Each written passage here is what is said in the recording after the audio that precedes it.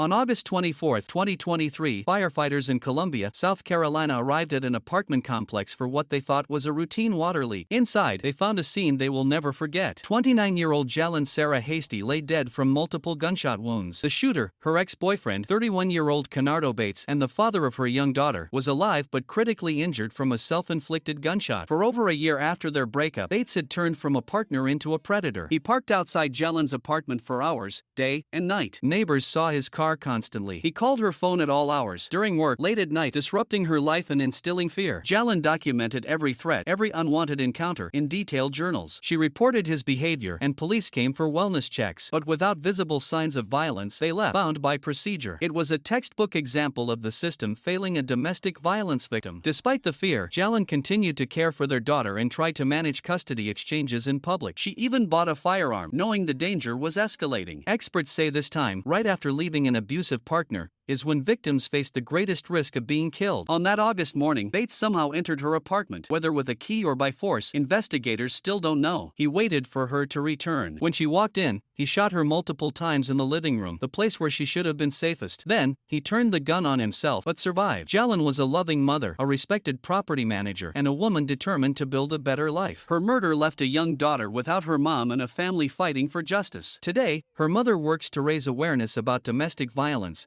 determined to make sure her daughter's story is never repeated. This is the kind of case we cover every week: real crimes, real victims, and the warning signs too many miss. Subscribe to True Crime Red Flag and join us as we uncover the stories that must be told, so we can see the red flags before it's too late.